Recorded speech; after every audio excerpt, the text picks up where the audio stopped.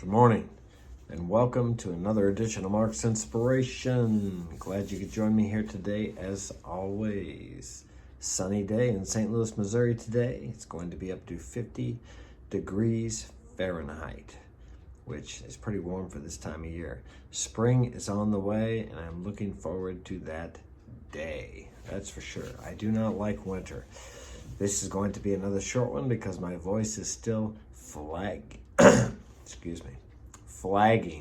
as I said. But I'm going to talk about domination and submission. Now, what does that really mean? Domination, people think about dominating by being overbearing, powerful, forceful, maybe brutish, and even mean. And submission is being servile, weak, no will of your own to submit to harsh injustices. But that's not really at all what it is. If you think about it, if you live in a first world country, and probably in third world countries too, some of them, you submit every day to the authority, to a higher authority, to actually a dominating authority. And if you don't, guess what happens? You might get into trouble. For example, when you drive down the road, if you obey the speed limit laws, you are submitting to the authority. And if you go too fast, eventually they will catch you and you will be punished. It's the same way in relationships. The woman has to submit to the man. Well, she doesn't have to, but if she wants his protection and provision, then she submits to him. Now, is she like giving anything up? No, she's not. She's gaining by doing that. It's amazing how many people look at the word submit. Like if you tell someone you want a woman that submits to your authority, all of a sudden they label you as some macho, toxic masculinity type man. And that's not it at all. We all submit to a higher authority in our lives. A woman goes to work and works for a boss.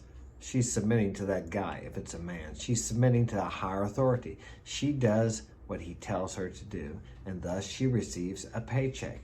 It's the same way in relationships, in intimate relationships. If the woman submits to the man, and he's a man, a good man, then he provides and protects. Both people win. There's no loser in that. In a submission and in a dominating position, there's no loser. Now, there are people who take advantage of that, of course, but that's on both sides.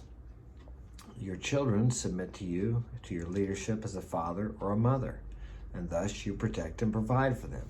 So this idea that there's something wrong with being in a dominating position, it doesn't necessarily mean domineering or some overbearing jerk. It just means we have these positions of authority, these patriarchies or hierarchies, whatever you want to call them, and people submit. I submit to my client's will. When I go there to do work for my clients, they tell me what they want, and I submit to their authority in their home. Excuse me. Yeah, I can't really talk too much. That's not a position of weakness. It's a position of submission, but in return, I get paid. I receive money. Everybody submits.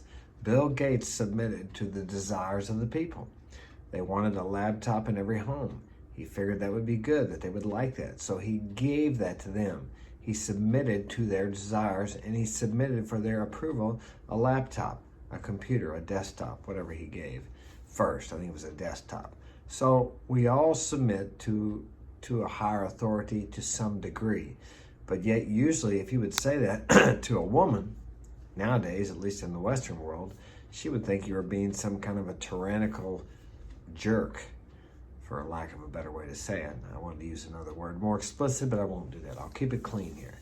So think about that today. Submission to authority and the domination, or being in the position of the dominating force in that relationship. Everybody wins if you submit with love and if you dominate with love. Like I said, to dominate in a relationship means mostly first to dominate yourself. You cannot dominate any kind of people subject to your leadership unless you are dominating yourself. If you can't control yourself, you can't control anybody else. And the reality is you can't really control anybody, but you can get people to follow your lead. But the best way to lead is by example, not by forcing people. Now, you could say by reward and punishment, and in intimate relationships, that tends to work more towards, if she's not following your lead, then you withdraw your attention. They call that a soft next. And of course, do you want to be around someone who you have to battle with every day? If you're leading in a good direction, if you're taking care of the person who is submitting to your authority, and if you're doing that right, then she should follow you. And if she doesn't, then maybe you need to look for another relationship. That's all I got time for today. My voice still is not back to normal. We'll check out something else tomorrow. If you'd like to get my help personally, my website, marksinspiration.com. Leave a comment in the comment section. And if you have something you want me to speak on, marksinspirationalguidance@gmail.com. I'll put that in the link along with my website. And I'm out of here. Have a great day.